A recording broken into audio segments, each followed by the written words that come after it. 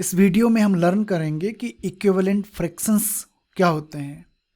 Equivalent fractions को हिंदी में हम समतुल्य भिन्ने बोलते हैं या समान भिन्ने भिन्ने बोलते हैं। तो इक्विवेलेंट फ्रैक्शंस समझने के लिए हमने एक पैनकेक लिया। ये पैनकेक जो है तुलिका की मम्मी ने तुलिका के लिए बनाया है, और इस तुलिका की मम्मी पूरा पैनकेक तुलिका को नहीं देना चाहती है, इसका सिर्फ हाफ पोर्शन देना चाहती है। तो पैनकेक को हम 2 इक्वल पार्ट्स में डिवाइड कर रहे हैं, और ये जो ग्रीनिश शेडेड रीजन है ये तुलिका के शेयर में आने वाला है। तो इस ग्रीनिश पार्ट को कौन सा फ्रैक्शन रिप्रेजेंट करेगा? पैनकेक अगर होल है तो कितने इक्वल पार्ट्स में हमने डिवाइड किया है इसको? 2 इक्वल पार्ट्स में। तो फ्रैक्शन का डिनोमिनेटर कितना हो जाएगा? 2। और कितने पार्ट सेलेक्ट किए हैं हमने? 1 पार्ट सेलेक्ट किया है। तो ये 1/2 जो फ्रैक्शन है ये ग्रीनिश पार्ट को क्या कर रहा है? रिप्रेजेंट कर रहा है। अब हम इसी पैनकेक को, उसी साइज वाले पैनकेक को दोबारा ले रहे हैं। पैनकेक को 4 इक्वल पार्ट्स में डिवाइड कर रहे हैं, और अब के तुलिका को एक ये पार्ट दे रहे हैं और एक ये पार्ट दे रहे हैं। तो ये जो फ्रैक्शन इसको रिप्रेजेंट कर रहा है, कौन सा फ्रैक्शन रिप्रेजेंट कर रहा है? 2/4। फिर से वही पैनकेक ले रहे हैं, वही पैनकेक ले रहे हैं। इस बार हम इस पैनकेक को 8 इक्वल पार्ट्स में डिवाइड कर रहे हैं, और इस बार तुलिका को हम 1 2 3 4 पार्ट्स दे रहे हैं, 4 पीसेस दे रहे हैं इस पैनकेक के। तो तुलिका को इस पूरे पैनकेक का अभी कितना फ्रैक्शन मिला है? कितना फ्रैक्शन मिला है? 4/8। पर अगर हम इन तीनों डायग्राम्स को देखें,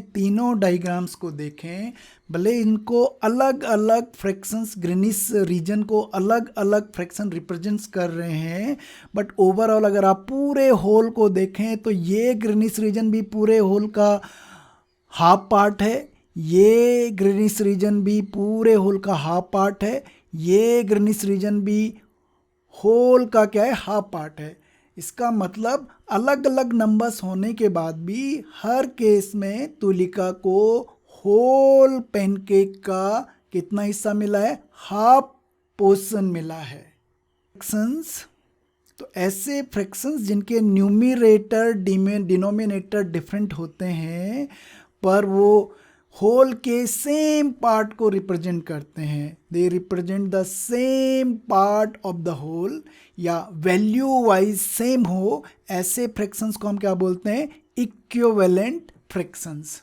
और same part of a whole का मतलब ये है कि भले वो फ्रैक्शंस अलग अलग नंबर्स हैं, लेकिन value wise they are the same. और वो फ्रैक्शंस जो इक्विवेलेंट फ्रैक्शंस होते हैं उनको हम इस तरह से डिनोट करते हैं।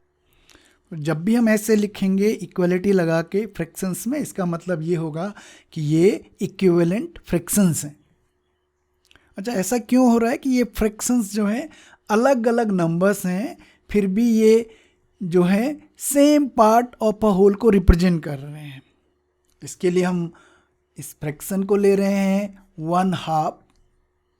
अगर हम इस फ्रैक्शन के न्यूमरेटर को 2 से मल्टीप्लाई करें, और इसी 2 से इसके डिनोमिनेटर को भी मल्टीप्लाई करें, तो जो फ्रैक्शन हमारे पास आ रहा है वो कौन सा फ्रैक्शन आ रहा है?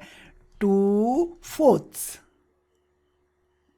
अगेन हम इसी फ्रैक्शन को ले रहे हैं 1/2।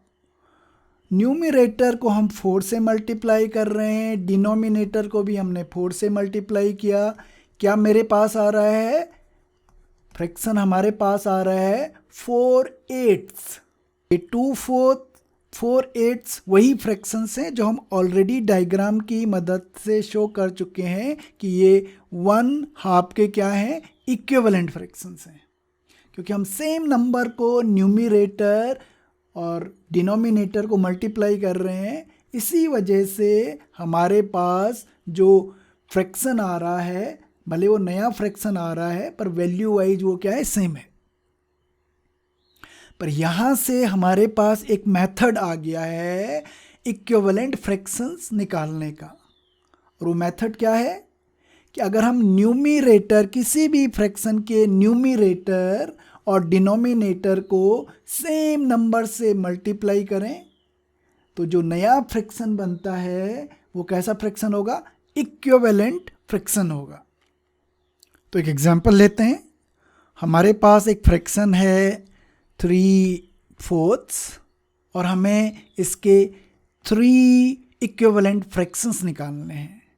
तो हम कैसे निकालेंगे?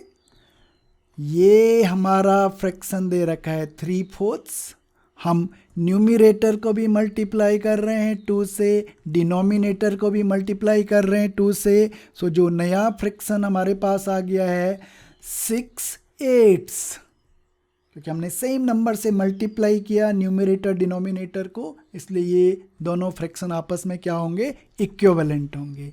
3/4 इज इक्विवेलेंट टू 6/8। एक और फ्रैक्शन निकालते हैं। इस बार हम जो हमारा फ्रैक्शन है 3/4 जो है उसको न्यूमिरेटर को 4 से मल्टीप्लाई करते हैं, डिनोमिनेटर को भी 4 से मल्टीप्लाई कर रहे हैं। तो क्या आ गया हमारे पास? हमारे पास आ गया 12/16। इसलिए हमारे पास एक और फ्रैक्शन आ गया है जो 3/4 के क्या है? इक्विवेलेंट है। एक और फ्रैक्शन, इक्विवेलेंट फ्रैक्शन निकालते हैं। सो हम 3/4 को न्यूमिरेटर को भी हम मल्टीप्लाई कर रहे हैं 6 से, डिनोमिनेटर को भी हम मल्टीप्लाई कर रहे हैं 6 से। तो ये आ गया हमारे पास 18/24। तो ये जो नया फ्रैक्शन आया ये भी 3/4 के क्या है? इक्विवेलेंट है। वापस अपने ओरिजिनल एग्जाम्पल्स की तरफ चलते हैं, जहाँ हमने देखा था कि ये तीनों फ्रैक्शंस आपस में क्या इक्विवेलेंट हैं। और उसके बाद हमने देखा कि इक्विवेलेंट फ्रैक्शंस हम कैसे निकाल सकते हैं। कोई फ्रैक्शन दे रखा है, उसके न्यूमिरेटर और डिनोमिनेटर को अगर हम सेम नंबर से मल्टीप्लाई करें तो जो नया फ्रैक्शन आता है वो क्या होता है? इक्विवेलेंट हो जाता है। क्या मल्टीप्लाई का उल्टा क्या होता है? डिवीजन। अब सपोज मेरे पास एक नंबर है, यही नंबर ले रहे हैं हम 4/8, 4 को हम डिवाइड कर रहे हैं 2 से न्यूमिरेटर को, और उसी 2 से हम डिनोमिनेटर को भी क्या कर रहे हैं? डिवाइड कर रहे हैं। तो 4 को हमने 2 से डिवाइड किया तो क्या आ गया? 2 आ गया। 8 को 2 से डिवाइड किया तो क्या आ गया? 4 आ गया। 2/4 फ्रैक्शन हम ऑलरेडी जानते हैं कि 4/8 एंड 2/4 जो फ्रैक्शन है वो कैसे फ्रैक्शन होते हैं? इक्विवेलेंट फ्रैक्शंस होते हैं। इसका मतलब एक नया रूल आ गया, अगर हम न्यूमिरेटर और डिनोमिनेटर को सेम नंबर से डिवाइड करें तो जो नया फ्रैक्शन आता है वो ओरिजिनल फ्रैक्शन के क्या होता है? इक्विवेलेंट होता है। तो एक एग्जांपल ले रहे हैं। हमारे पास एक फ्रैक्शन है 9/27 और हमें एक इक्विवेलेंट फ्रैक्शन बनाना है इसका, जिसका डिनोमिनेटर हमें दे रखा है 9 और हमें एक इक्विवेलेंट फ्रैक्शन बनाना है। तो 27 से 9 तो छोटा नंबर होता है, तो 27 से हम 9 कैसे निकालेंगे? हम 27 को डिवाइड करेंगे किससे? 3 से। और इक्विवेलेंट फ्रैक्शन होने के लिए जिस नंबर से हमने डिनोमिनेटर को डिवाइड किया है उसी नंबर से हम किसको भी डिवाइड करेंगे? न्यूमिरेटर को भी। सो अगर हमने 27 से 3 को डिवाइड किया तो 9 आया है, 9 को 3 से डिवाइड किया तो क्या आ गया हमारे पास? 3 आ गया। तो इसका मतलब वो फ्रैक्शन जो इक्विवेलेंट है 9 to 27 के और जिसका डिनोमिनेटर 9 है वो कौन सा फ्रैक्शन होगा? 3/9।